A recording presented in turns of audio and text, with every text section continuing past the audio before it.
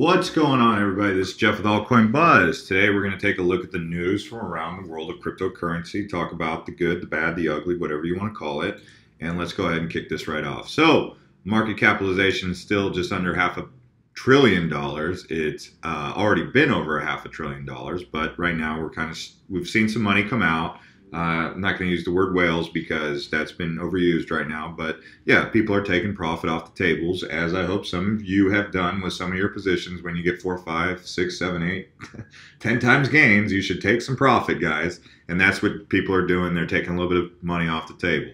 That's what happens when the market cap comes down. But the market cap is generally going up, up, up, up, up. So Bitcoin dominance is at a nice level of 56.1, and we saw that ended up benefiting the likes of Ripple and Bitcoin Cash. If you wanted to know why Ripple's up, or any of these cryptocurrencies are up, and where the money's coming from, you can go in here on CoinMarketCap to markets, and you'll see that 33% of the volume coming in is from Korea on Bithumb, and another 10% thereabouts is coming from Korea on Coin1. And this is coming on the news about Korean banks, Japanese and Korean banks signing up with RippleNet. Now, they are kind of buying the hype, right? So just keep that in mind. But the money is coming from Korea. So your old buddies in Korea and their excitement about cryptocurrency continues, and that's what's driving up a lot of the portfolios. So the fact that you've been in before Korean money comes in is where you're getting your money. So RippleNet, yeah, that's what's going on there. Now, if you wanted to know where the Litecoin volume is coming from, let's go ahead and take a look at what's going on with Litecoin. There's still a significant amount of money coming into Litecoin from Korea also. But by and large, most of it was coming in from GDAX from the United States. So Americans were buying into Litecoin on GDAX, which is essentially Coinbase. So right now, IOTA is taking definitely a hit. I would say IOTA will continue to take a hit based on this news right here. So yesterday we talked about an article that was published talking about IOTA when they said that Microsoft was their partner. They did say that. Then they retracted the statement. We reported that they did partner with Microsoft. Then we had to retract our statement based on what IOTA is saying. So IOTA, it's not that they're giving inaccurate information, they're just using inaccurate terminologies is what people are saying. So here was the exact quote from Microsoft blockchain specialist Omar Naik. He said, "We are excited to partner with the IOTA Foundation and proud to be associated with its new data marketplace initiative." In an email interview with IOTA co-founder Dominic Shiner defended his company's role in the misunderstanding, noting that they included Microsoft in a list of marketplace quote-unquote participants. So not calling them partners, it's participants. Now you can look at it either which way, but this is the terminology that's getting everyone all worked up. And here's what he said. "We have never mentioned that any of the companies which are participating in the marketplace are our partners. We call them participants." So really, it's just a misunderstanding, guys. It's not anything to get all worked up about, but it is affecting the IOTA price. So if you've been trying to get into IOTA, you might be able to get in here soon, as it's going to continue to pull back, but it's still a very strong cryptocurrency, just taking a little bit of a hit right now. If IOTA goes below $4, that might be a good time to consider getting in. But that's what's causing it to take a hit over the last 24 hours and over the last 7 days. It's just generally pulling back. Now, let's pull into another set of news here. Fed Chief Janet Yellen says Bitcoin is a highly speculative asset. Yeah, you're like, tell us something we don't know, right? But, you know, the Fed Chief is using words like highly speculative asset, not saying words like fraud, etc. So that's, I guess, kind of positive. And this is on CNBC, which is one of the mainstream media industry leaders for cryptocurrency news, as they've seen the opportunity and they're capitalizing on it. So yes, CNBC is a decent place to get mainstream news. It's not a place to get all your news. It's just a place to see what the mainstream is being told. And you need that in your portfolio of research and understanding about the market, you see. All right, so next up, Here come the bogus Bitcoin scare tactics, so be on the lookout for this. Cynicism masquerades as wisdom, but it's the farthest thing from it. Stephen Colbert. All right, so Ponzi scheme, we're hearing, people use that. They also use market collapse, Bitcoin bubble, you know the thing, and they're just basically saying here on CoinDesk.com, they're basically saying, here come the bogus Bitcoin scare tactics. You get the idea, and they're using the word bogus. Moving right along here. So here on Quartz, how about this? You got a cousin, you got a brother, you want to get them something for Christmas? Get them some Bitcoin. Send them over some Bitcoin. Bitcoin, the digital currency that JP Morgan boss, Jamie Dimon, once called a terrible store of value, is an appealing mix of danger, value, and zeitgeist for the discerning gift giver this holiday season. So you want to get people a gift, get them some Bitcoin, is what they're saying. How about that idea? It's pretty cool, right? You got an uncle, you got a brother, you got a sister, who knows? Just get them some Bitcoin. Anyway, so here's another one. This man has made more money trading Krypto Kitties than investing in his IRA. What do you think about that?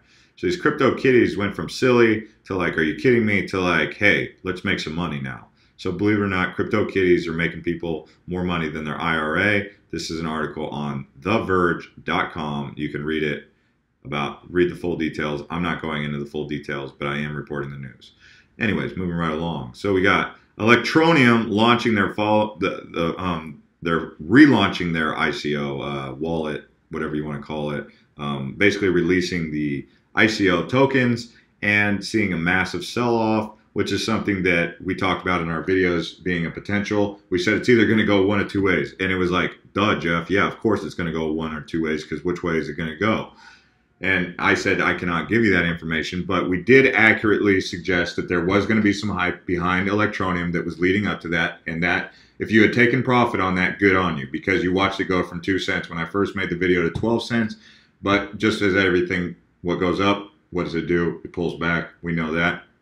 So if you stayed in, then you rolled the dice, and you would have watched the market come back down for Electroneum. And if we just go to the ETN ticker here, you can see it's currently sitting at 5 cents. If you're trying to get into Electroneum, probably a good time to try and jump into Electroneum. I'm not panic selling anything. I'm actually holding my positions. I didn't sell any of my positions, even though I knew that it was potential to pull back like this. Basically what it is, guys, people are taking massive profits. I mean, these guys are just taking massive profits like you could have done if you bought at 2 cents, because when it ICO'd, there was tons of money to be made. Like, we're talking like 12 times gains or 10 times gains. Because it basically ICO'd at 1 penny, maybe even less than that. So if it was at 12 cents and you saw that you could take 12 times gains, what would you do? And that's part of why you're seeing this massive sell-off right now, is because people just took massive profit. Okay, so you could have sold or you could have held, but it doesn't matter. Electroneum's coming into a buy range for a lot of you, which if you've been trying to get into Electroneum, that's really good news, right? So moving right along. Now, I want to talk about this. Yesterday, we made a video about Verge, and this is kind of cool because here it is, John McAfee. He has posted this. I am inundated by people asking me for recommendations on cryptocurrencies. If you would use your heads, you would figure out that the privacy coins, anonymous transactions, will have the greatest future. Coins like Monero, Verge, or Zcash cannot lose. We also know about PivX. Now, he didn't mention PivX, but, and there's also Dash. But Verge, I told you guys about Verge yesterday, and Verge is up like major right now. And let's go ahead and take a look at that Verge gain. At least it was up major. Yeah, it's up 32%. So if you watched my video yesterday, you saw that it was under a penny, and now it's up 32% since then. So I told you to get into Verge. Some of you did. If you didn't, it's okay. And please, don't just make impulse buys based on every video that I make, because I don't bat 1,000. Babe Ruth didn't bat 1,000. Mickey Mantle didn't bat 1,000. And I sure as the heck am not going to claim to bat 1,000. But it's a numbers thing, right? If I can bat 300 for my whole career, I'll be pretty happy. But I think I can bat a little bit better than 300 in a bull market, right? But that's the thing, is like, not every time I speculate or make a video do you got to go out and take take out a position? But yes, if you watch my video yesterday, you can go onto our channel and see what I was talking about with Verge, and it did end up happening. Now, you have a choice if you took out a position. Do you take do you take profit on that, or do you hold? Okay, well, John McAfee is saying this: get into these privacy coins because they cannot lose. So find out about the privacy coins, jump into some of these privacy coins, and I already told you about this one, and I keep talking about this one, but this is the cheaper alternative to the Moneros, etc. PivX. Take a look at PivX, guys. Even though John didn't mention this, I'm going to now let you know about PivX. So anyways, guys, this is Jeff with Altcoin Buzz. If you are new here, go ahead and click that subscribe button. And if you have been subscribed and you like videos like this when they drop and you like to stay up to be on the cryptocurrency news, go ahead and click that bell next to subscribe, and that gives you notifications when we drop these videos. So anyways, guys, let us know in the comments your thoughts on Verge, your thoughts on IOTA, your thoughts on Electroneum, your thoughts on the Fed, your thoughts on John McAfee, whatever you want to tell us, but let's get that conversation rolling. And I am checking some of these comments, and I'm periodically responding to some of them, although I cannot respond to all of them because then that would be a full-time job for me.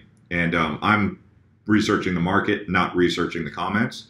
But I do stay up. I do pay attention to some comments here and there. So if I don't respond, don't get all upset that I didn't respond to your comments, even if you posted a couple. But the point is that if I don't respond, I would like to think that some other people in the community are answering your questions and communicating with you. So if you guys can open up that dialogue and jump into those conversations, the longer the threads, the higher they end up on the comment chain. And then those are the ones that I can typically see the most and see what you guys are talking about, which is eventually going to lead me to make more videos about the things you guys want to talk about.